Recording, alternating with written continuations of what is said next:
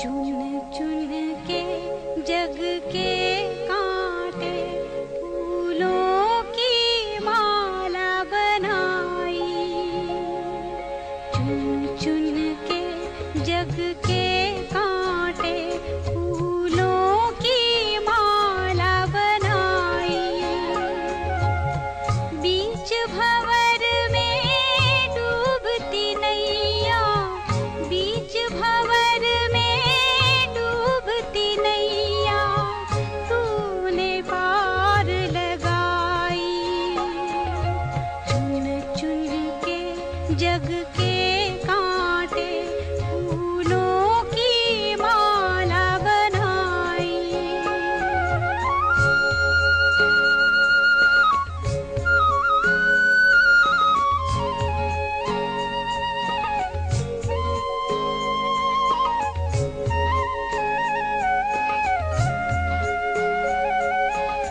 ज्ञान चंद्रमा तूने कर दी धरती पे रिमझिम सितारों की। वीरानों में लाई तूने खुशबू स्वर्ग बहारों की। पत्थर से बने हीरे मोती, पत्थर से बने हीरे मोती तेरी श्रीमत पाई। चुन चुन के जग के कांटे फूलों की माला बनाई।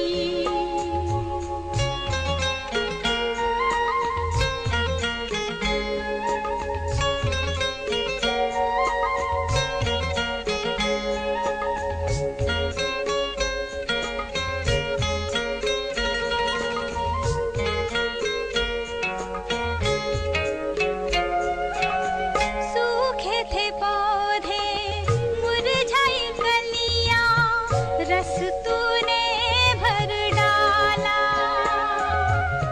ज्ञान की गंगा बहाकर तूने अमृत दिया निराला। इन पौधों के हर एक फल ने, इन पौधों के हर एक फल ने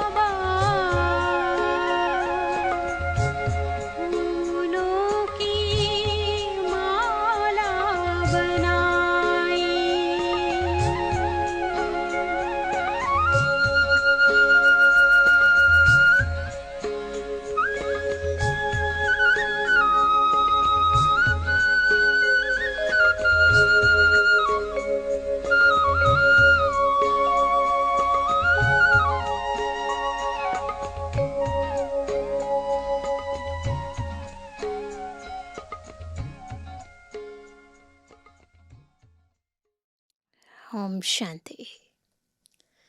बहुरूपी बाबा कभी बाप बनकर, कभी टीचर बनकर, कभी सतगुरु बनकर हमारी पालना करते हैं, हमें ज्ञान रत्नों से सजाते हैं, हमारी झोली वरदानों से भर देते हैं।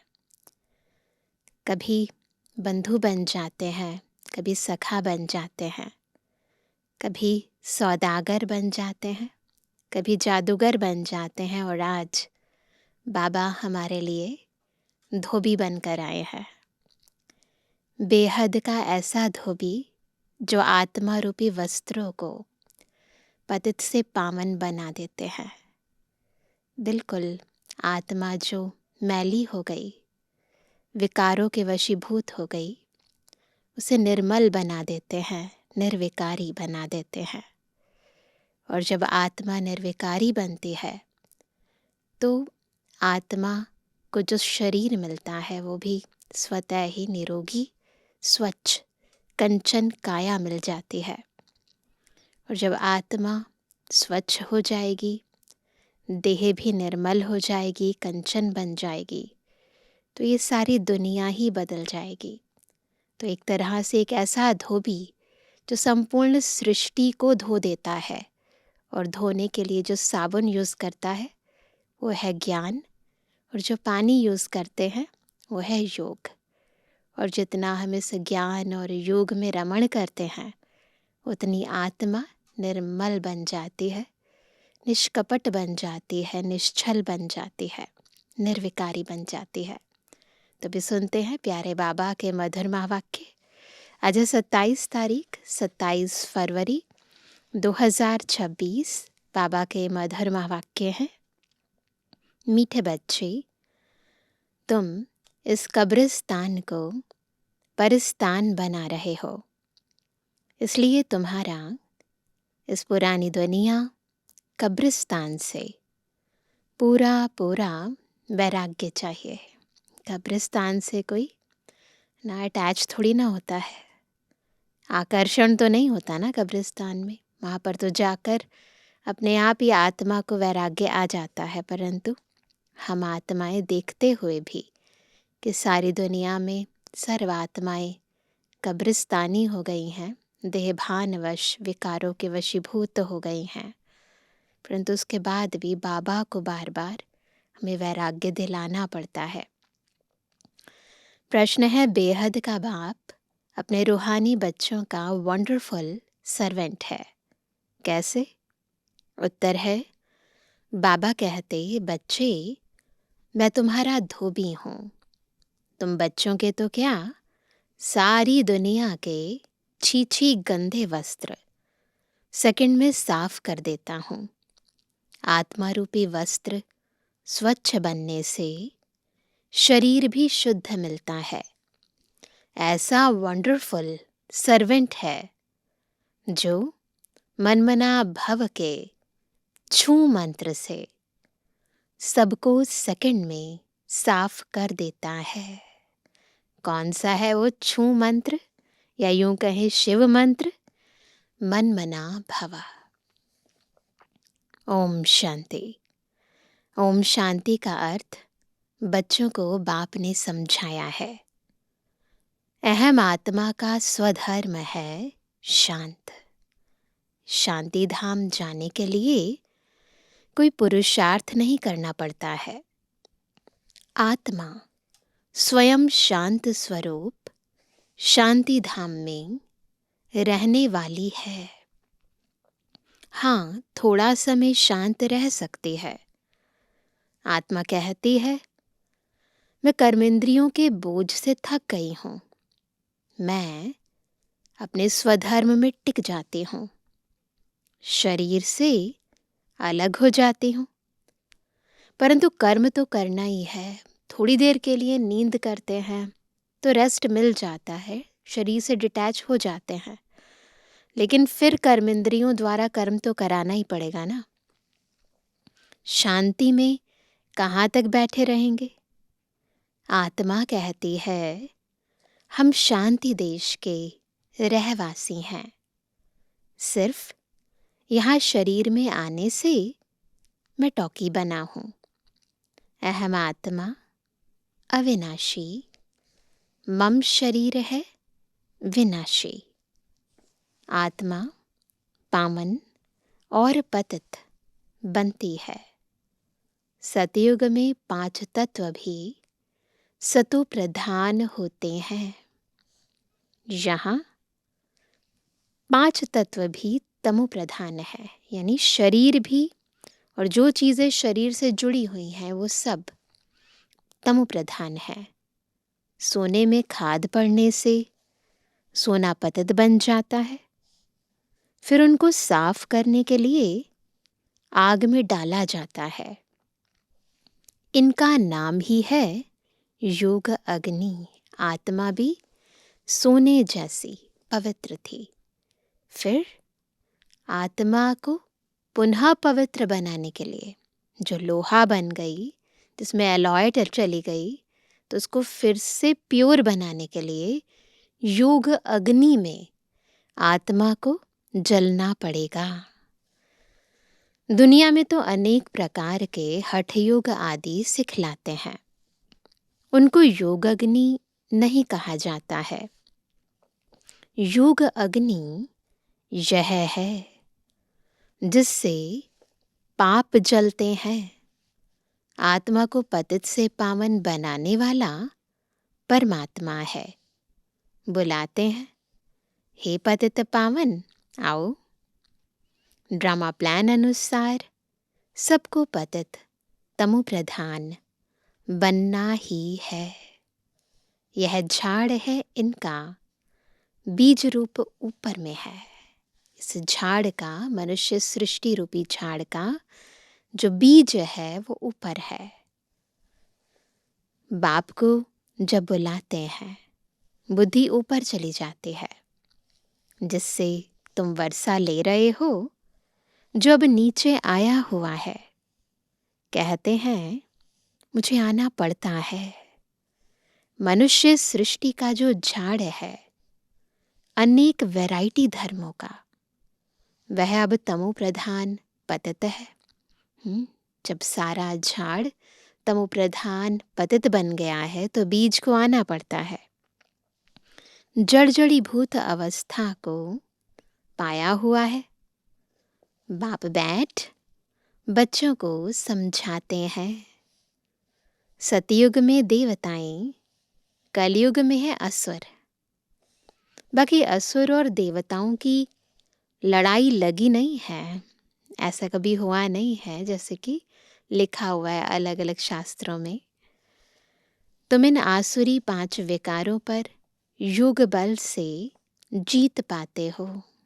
असुरों पर जीत नहीं पाते, अपने भीतर छिपे हुए 5 विकारों पर जीत पाते हैं। बाकी कोई हिंसक लड़ाई की बात नहीं। तुम कोई भी प्रकार से हिंसा नहीं करते हो, कभी किसको हाथ भी नहीं लगाएंगे। तुम डबल अहिंसक हो, न काम कटारी न स्थूल कटारी। काम कटारी चलाना यह तो सबसे बड़ा पाप है। बाप कहते हैं यह काम कटारी आदि मध्य अंत दुख देती है। विकार में नहीं जाना चाहिए। देवताओं के आगे महिमा गाते हैं ना, आप सर्वगुण संपन्न संपूर्ण निर्विकारी। आत्मा कहती है हम पतित बने हैं, तब तो बुलाते हैं, हे पतित पावन आओ। जब पावन है तब तो कोई को बुलाते ही नहीं, उनको स्वर्ग कहा जाता है। जब पावन है, किसी को बुलाने की दरकार नहीं, वो समय है स्वर्ग। यहाँ तो साधु संत आदि कितनी धुन लगाते हैं, हे पतित पावन सीताराम। बाप कहते हैं इस समय सारी दुनिया पतित है, इसमें भी किसका दोष नहीं है। यह ड्रामा बना बनाया है। जब तक मैं आऊं इन्हों को अपना पाठ बजाना है। ज्ञान और भक्ति, फिर है वैराग्य। जब तक बाबा आए तब तक ये भक्ति मार्ग चलेगा, है ना।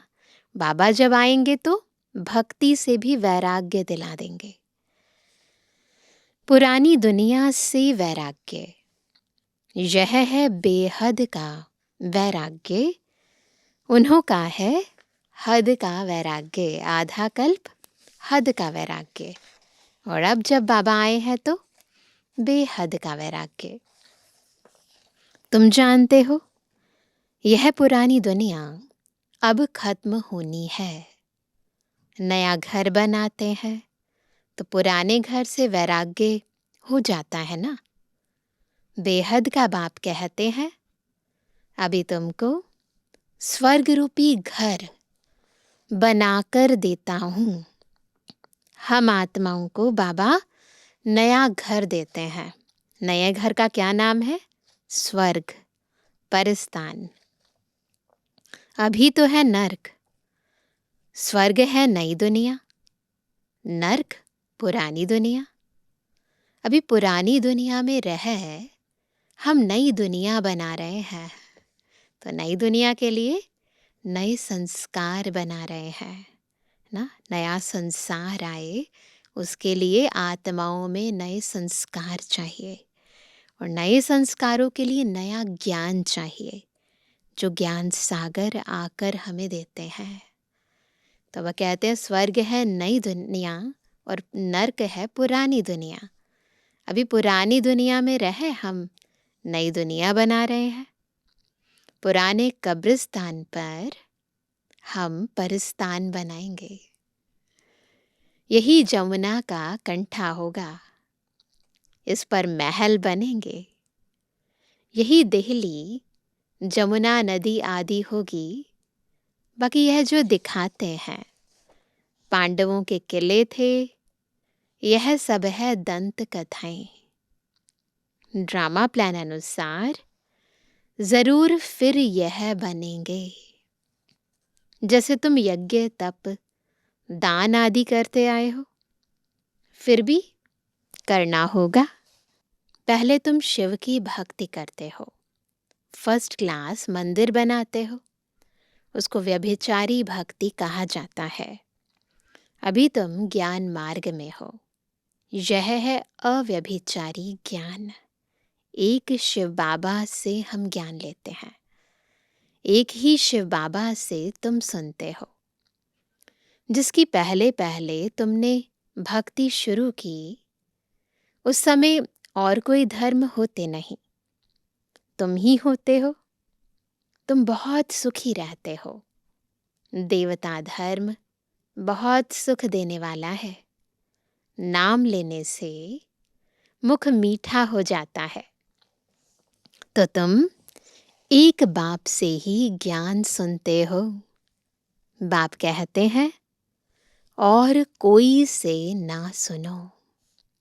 यह है तुम्हारा अव्यभिचारी ज्ञान। बेहद के बाप के तुम बने हो, बाप से ही वर्षा मिलेगा। नंबरवार पुरुषार्थ अनुसार। बाप भी थोड़े समय के लिए साकार में आया हुआ है। कहते हैं मुझे ही तुम बच्चों को ज्ञान देना है। मेरा स्थायी शरीर है नहीं, मैं इसमें प्रवेश करता हूँ। शिव जयंती से फिर झट गीता जयंती हो जाती है। बाबा आए और आते ही फिर ये ज्ञान सुनाना शुरू करते हैं। उनसे ही ज्ञान शुरू कर देते हैं। यह रूहानी विद्या तुमको सुप्रीम रूह ही दे रहे हैं, पानी की बात नहीं। पानी को थोड़ी ज्ञान कहेंगे, अमृत कहते हैं ना। तो वह कहते पानी कोई अमृत नहीं है, ये ज्ञान अमृत है। पतित से पावन ज्ञान से बनेंगे, पानी से थोड़ी पावन बनेंगे।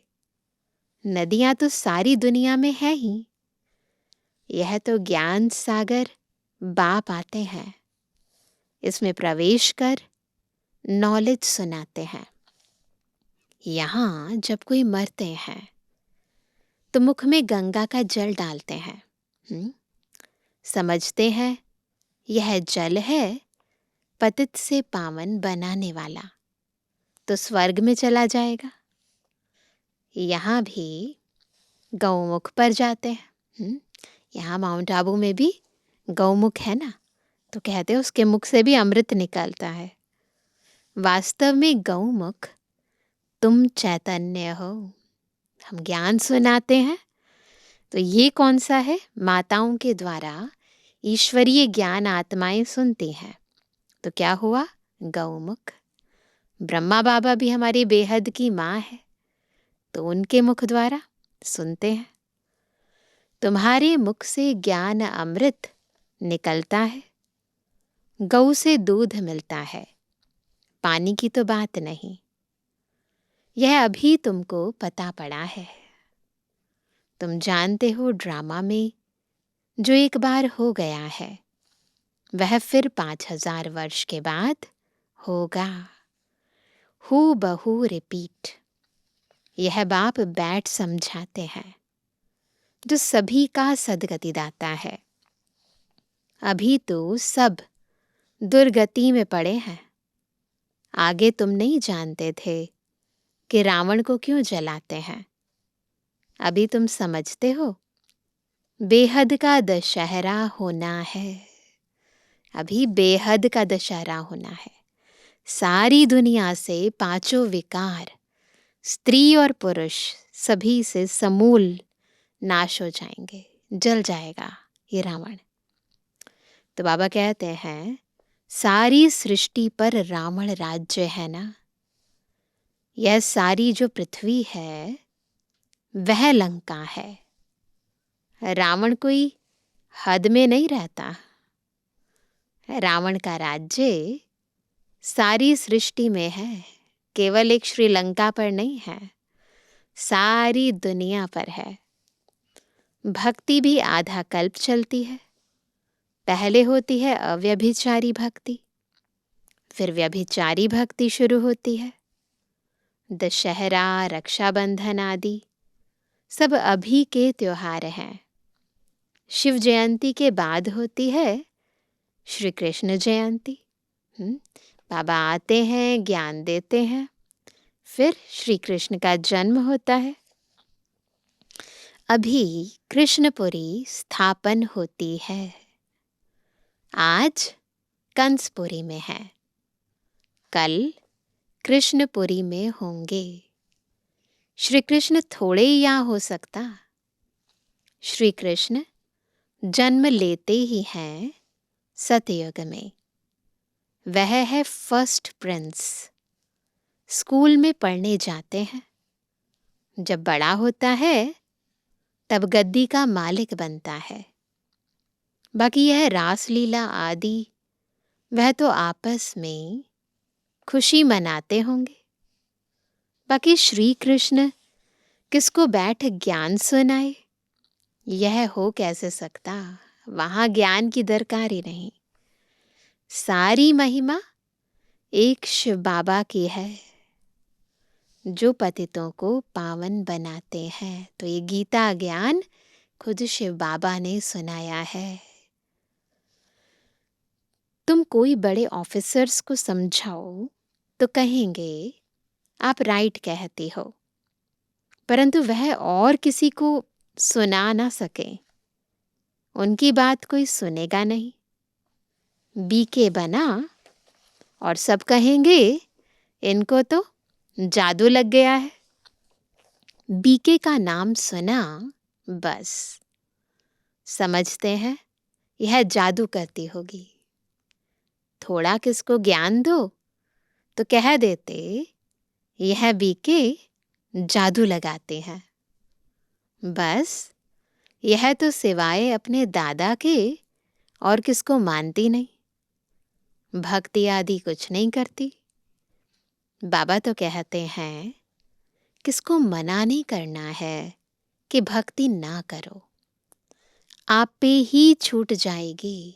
है ना, जब ज्ञान पूरी तरह बुद्धि में धारण हो जाता है तो भक्ति अपने आप छूट जाती है। तो ज़बरदस्ती किसी को कहना नहीं है। तुम भक्ति छोड़ते हो, विकार छोड़ते हो, इस पर ही हंगामा होता है ना। जब हम समाज के रीति रस्मों के बिल्कुल अपोजिट काम करते हैं तो फिर डेफिनेटली दुनिया के अंदर हंगामा होना स्वाभाविक है। बाबा ने कहा है, मैं रुद्र ज्ञान यज्ञ रचता हूँ। इसमें आसुरी संप्रदाय के विघ्न पड़ते हैं। यह है शिव बाबा का बेहद का यज्ञ, जिसमें मनुष्य से देवता बनते हैं। यह ऐसा यज्ञ है जिससे मनुष्य देवता बन जाते हैं। गाया हुआ भी है, ज्ञान यज्ञ से विनाश ज्वाला प्रज्वलित हुई। जब पुरानी दुनिया विनाश हो तब तो तुम नई दुनिया में राज्य करेंगे। मनुष्य कहेंगे, हम कहते हैं शांति हो, और यह बीके कहती हैं विनाश हो।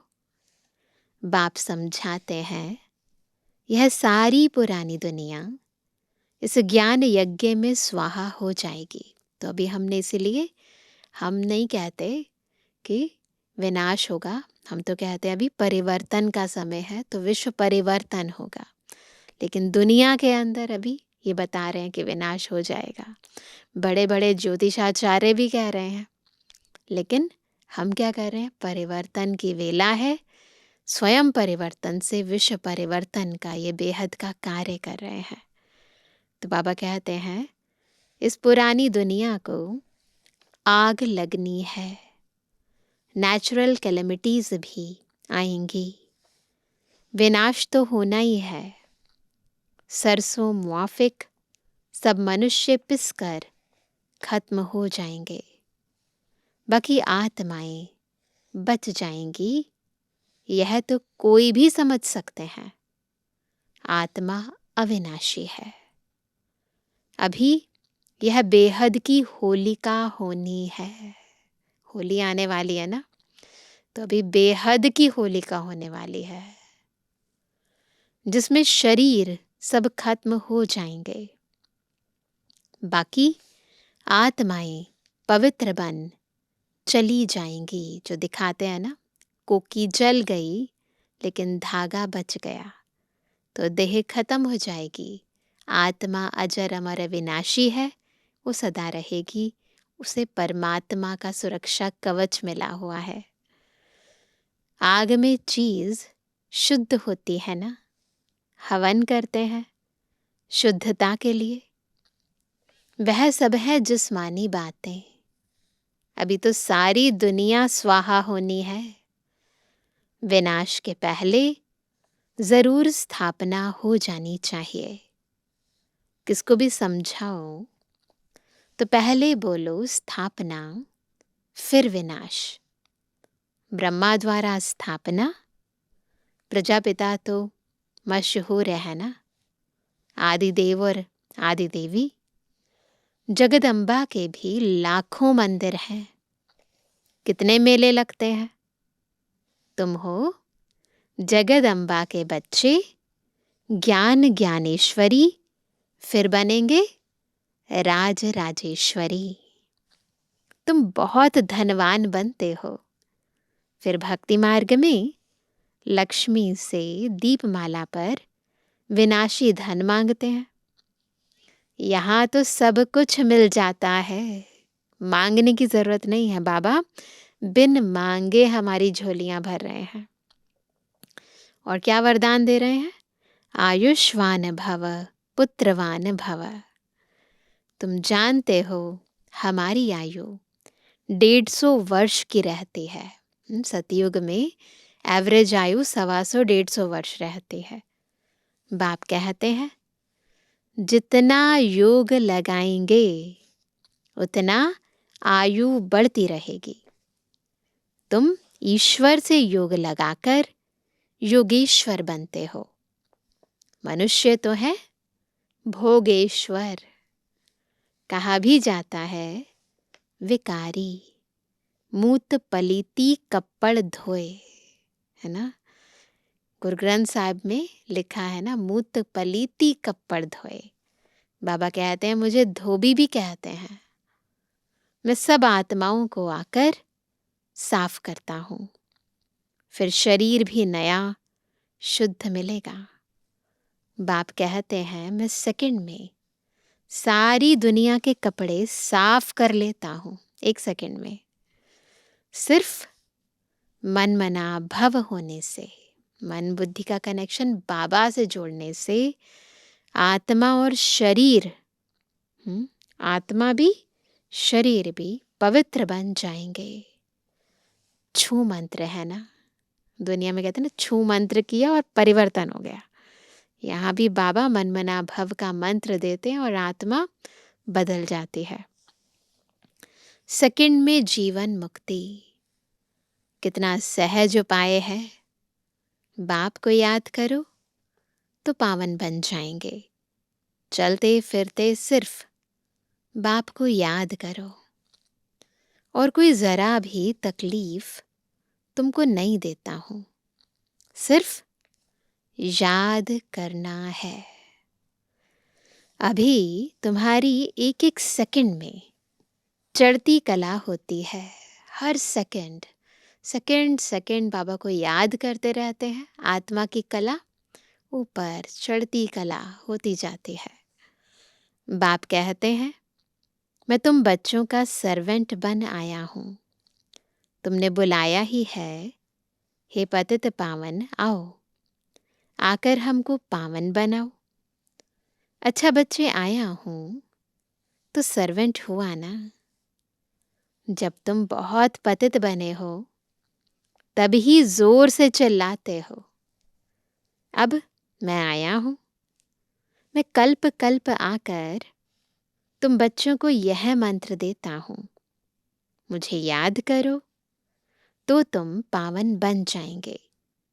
मन मना भव का अर्थ भी है मन मना भव, मध्याजी भव, अर्थात बाप को याद करो तो विष्णुपुरी के मालिक बनेंगे। मन मना भव, बाबा को याद करो, फिर मध्याजी भव, विष्णु को, विष्णुपुरी को याद करो, अपने लक्ष्य को याद करो। तुम आए ही हो विष्णुपुरी का राज्य लेने। रावणपुरी के बाद है विष्णुपुरी, कंसपुरी के बाद कृष्णपुरी। कितना सहज समझाया जाता है। बाप कहते हैं इस पुरानी दुनिया से ममत्व मिटा दो। अभी हमने 84 जन्म पूरे किए हैं। यह पुराना चोला छोड़कर हम जाएंगे नई दुनिया में। याद से ही तुम्हारे पाप कटते जाएंगे। इतनी हिम्मत करनी चाहिए। वह तो ब्रह्म को याद करते हैं। सन्यासी लोग समझते हैं ब्रह्म में लीन हो जाएंगे, परंतु ब्रह्म तो है रहने का स्थान। वो लोग तपस्या में बैठ जाते हैं, बस हम ब्रह्म में जाकर लीन हो जाएंगे। एक ही लक्ष्य है। ब्रह्म को ईश्वर समझते हैं ना, तो सोचते हैं कि जैसे आत्मा परमात्मा में लीन हो जाती है, ऐसे हम भी ब्रह्म में लीन हो जाएंगे। परंतु वापस तो कोई जा नहीं सकते। ऊपर क्या है? ब्रह्म लोक, परलोक, शांति धाम। आत्मा एक बार वहां से आई तो फिर वहां जा नहीं सकती ना। तो बाबा कहते हैं परंतु वापस तो कोई जा नहीं सकते। ब्रह्म से योग लगाने से पावन तो बनेंगे नहीं। तत्व थोड़ी ना पावन बनाएगा। एक भी जा ना सके, पुनर्जन्म तो लेना ही है। बाप आकर सच बतलाते हैं। सचखंड सच्चा बाबा स्थापन करते हैं। जो सच बात है वो बाबा बताते हैं। बाकी तो सभी लोग ब्रह्म में तो नहीं परंतु भ्रम में रहते हैं। हुँ? जो कुछ भी है अपने अनुसार, अपनी सोच के अनुसार, अपनी कल्पना के अनुसार, है ना? समझ कर फिर उस अनुसार तपस्या करते हैं, लक्ष्य रखते हैं। लेकिन बाबा सत्य बात समझाते हैं कि ब्रह्म क्या है, ईश्वर कौन है, कैसे पतित से पावन आत्मा बन सकती है। तो सचखंड सच्चा बाबा स्थापन करते हैं। रावण आकर झूठ खंड बनाते हैं। अभी यह है संगम युग। इसमें तुम उत्तम से उत्तम बनते हो, इसलिए इनको पुरुषोत्तम कहा जाता है। तुम कौड़ी से हीरे जैसा बनते हो। यह है बेहद की बात। बेहद की बात है, आत्मा की बात है। उत्तम से उत्तम मनुष्य हैं देवताएं। तो अभी पुरुषोत्तम संगम युग पर तुम बैठे हो। तुमको पुरुषोत्तम बनाने वाला है ऊंचे ते ऊंच बाप। बनाने वाला कौन है? ऊंच ते ऊंच शिव बाबा। ऊंच ते ऊंच स्वर्ग का वर्षा तुमको देते हैं। फिर यह तुम भूलते क्यों हो? बाप कहते हैं मुझे याद करो। बच्चे कहते हैं बाबा कृपा करो, तो हम भूले नहीं। यह कैसे हो सकता है? बाबा कृपा करेंगे तो सब पर करनी पड़ेगी ना। बाबा के डायरेक्शंस पर चलना है ना। तो क्या करना है? बाबा जो श्रीमत दे रहे हैं उस श्रीमत पर चलना है। कृपा मांगने से कृपा नहीं होगी। यदि हम बाबा की श्रीमत पर चलेंगे, उनके डायरेक्शन को पूरी तरह समझकर पालन करेंगे, तब ही कृपा होगी। बाबा की याद भूलेगी नहीं। बाप कहते हैं मुझे याद करो तो तुम पतित से पावन बन जाएंगे। राय पर चलो ना। बाकी आशीर्वाद क्या करूं? अच्छा मीठे मीठे के जन्मवानी बच्चों पितृवानी बाप दादा का दिल जान सको प्रेम से नंबरवार पुरुषार्थ अनुसार याद करवानी। रूहानी बच्चों की रूहानी बाप दादा को गुड मॉर्निंग, नमस्ते नमस्ते नमस्ते। धारणा के लिए मुख्य सार। पहला, बाप के हर डायरेक्शन पर चलकर स्वयं को कौड़ी से हीरे जैसा बनाना है। एक बाप की याद में रह स्वयं के वस्त्रों को स्वच्छ बनाना है। दूसरा, अब नए घर में चलना है, इसलिए इस पुराने घर से बेहद का वैराग्य रखना है। नशा रहे कि इस पुराने कब्रिस्तान पर हम परिस्तान बनाएंगे। आज का वरदान है रहम की दृष्टि द्वारा घृणा दृष्टि को समाप्त करने वाले नॉलेजफुल भव। नॉलेजफुल कौन है? जो रहम की दृष्टि से घृणा की दृष्टि को समाप्त कर दे। जो बच्चे एक दो के संस्कारों को जानकर संस्कार परिवर्तन की लगन में रहते हैं, कभी यह नहीं सोचते कि यह तो है ही ऐसे, उन्हें कहेंगे नॉलेजफुल। प्रैक्टिकल में है ना, नॉलेज केवल कहने के लिए नहीं है। वे स्वयं को देखते और निर्विघ्न रहते हैं। उनके संस्कार बाप के समान रहम दिल के होते हैं। रहम की दृष्टि घृणा दृष्टि को समाप्त कर देती है। ऐसे रहम दिल बच्चे कभी आपस में खिटखिट नहीं करते। वे सपूत बनकर सबूत देते हैं। स्लोगन है सदा परमात्म चिंतन करने वाले ही बेफिक्र बादशाह हैं।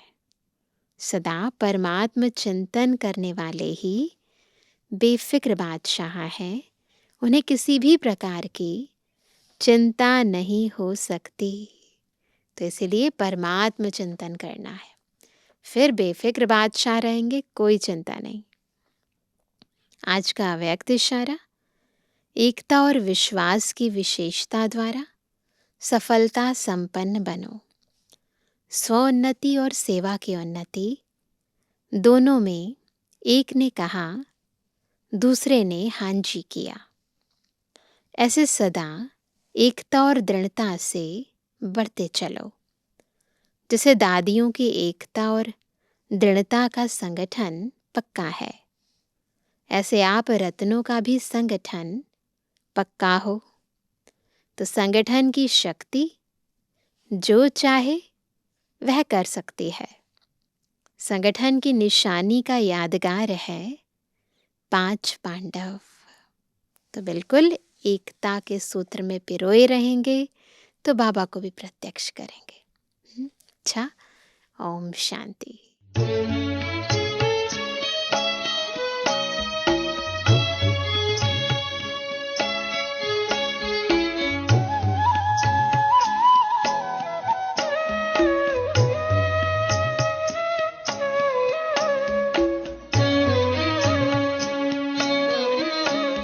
चलो हम चलें 5 तत्वों के पार, जहाँ रहते हैं शिव बाबा हमारे।